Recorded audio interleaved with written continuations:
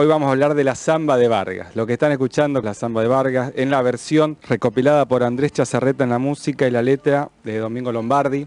¿Por qué te digo esta samba hoy? Primero porque es una samba de las primeras que se tenga referencia en el país como samba, pero que en verdad hay que decirlo, o sea, la batalla del Pozo de Vargas en La Rioja, en el norte de la ciudad de La Rioja, que tuve la suerte de ir una vez que fui a la fiesta de la Chaya y me acerqué hasta el lugar donde fue la batalla, que es un barrio hoy, hay una plaza, hay un monolito y nada más, que era justamente el Pozo de Vargas. ¿Por qué? Porque era un jahuel donde se guardaba agua, y ahí está lo estratégico del porqué de la historia de la batalla. Esto ocurrió en 1867, acordémonos, época de caudillos federales, época del primer gobierno de Mitre, donde el país estaba en una puja entre unitarios y federales, y se produce lo que eran las montoneras, que en verdad fue como el último levantamiento, o uno de los últimos levantamientos federales, que fue primero el Chacho Peñalosa, después Caudillo Varela y después también López Jordán en Entre Ríos. Estas montoneras estaban en contra además de lo que fue la Guerra del Paraguay, porque Mitre y el gobierno central mandó obligado a muchos gauchos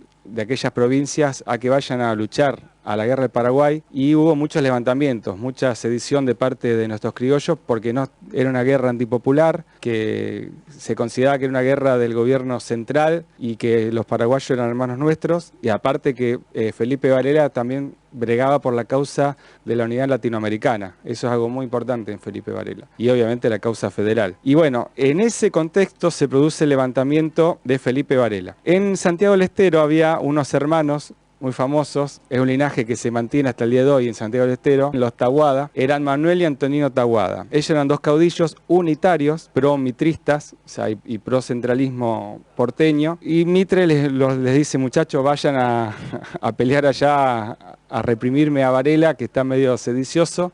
Así cortamos un poco esto y bueno, y seguimos para adelante. La cuestión es que se produce un error estratégico de Varela, porque Varela estaba yendo ya en Chumbicha, en el norte de La Rioja, al límite con Catamarca, y se produce ahí un error que él dice, él se entera que está Manuel Tahuada y Antonino Tahuada en La Rioja y vuelve. Esa vuelta fue un error porque volvió sin agua y sus soldados realmente llegaron a La Rioja exhaustos, muchos fallecieron en el camino, con los caballos muy cansados, y su fuerte era la caballeriza. Y bueno, se produce la batalla del Pozo de Vargas, porque justamente los Tahuada, en una actitud muy inteligente, habían tomado ese pozo, y bueno, ahí se produce la batalla el 10 de abril. Y ya entrando un poco en el tema ya de la leyenda, la historia musical, porque nosotros obviamente somos un programa de folclore, y acá se produce algo muy llamativo, y que es la leyenda que hasta el día de hoy perdura, que es que se dice que en el fragor de la batalla, los federales, que eran los de Varela,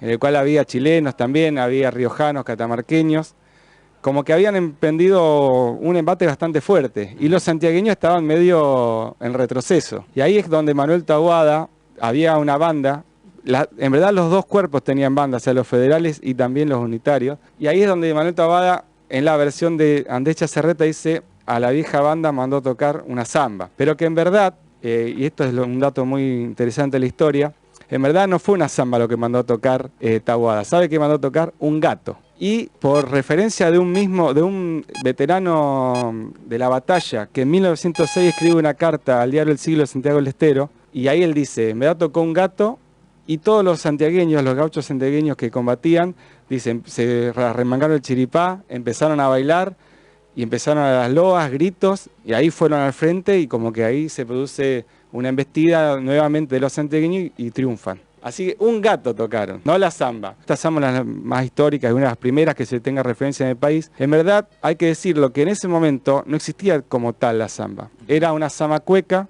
que es un ritmo que proviene de Lima, del Perú, pero también se conocía como una chilena o como cueca. O sea, en verdad en los campamentos, en esos años, de tanto de los federales como de las tropas santiagueñas, lo que se tocaba eran sambas cuecas, y de ahí viene después samba cueca y quedó samba. Y los dos ejércitos tenían bandas, pero lo más llamativo es esto, que con el gato, o sea, usted fíjese la leyenda, ¿no? Porque con un gato, como que en verdad es parte de la leyenda, porque obviamente lo que ganó fueron las armas, o sea, fue un fusil, fue una carabina. Después también esta samba, hasta el día de hoy, tiene repercusiones porque se genera la puja entre unitarios y federales. La versión de Andrés Chazarreta se dice que es una versión más santiagueña, más en pro del triunfo de los unitarios. Y en cambio, después hay una versión recopilada por don Juan Alfonso Carrizo, que fue un gran maestro y recopilador y que trabajó mucho en recopilar glosas tanto de Salta, de Catamarca. Él recopila una versión que es considerada la versión federal. Yo traje para que escuchemos después una versión de Rimoldi Fraga, que es la versión federal. Después también hay una versión de los hermanos Ábalos, que le ponen con la misma música de Andrés Chazarreta, pero le ponen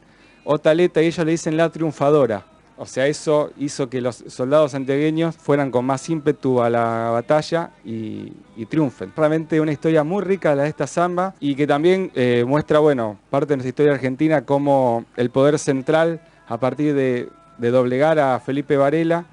Que también, ya que estamos, le cuento otra. Yo la samba, la Felipe Varela, esa también es discutida por los federales hasta el día de hoy porque es la versión unitaria, porque en verdad lo deja mal parado el caudillo Felipe Varela esa samba. Pues matando llega y se va. Y bueno, entonces, en verdad la versión federal de esa samba, de la Felipe Varela, dice, porque Felipe Varela nunca mató por matar. Y en cambio los unitarios dicen matando llega y se va. Pero bueno, son riquezas de nuestra historia, grandes anécdotas. Esta samba es realmente algo maravilloso porque como hasta el día de hoy los historiadores y los folcloristas la siguen usando como una fuente de investigación en La Rioja, en Catamarca, en Santiago. Es algo fantástico.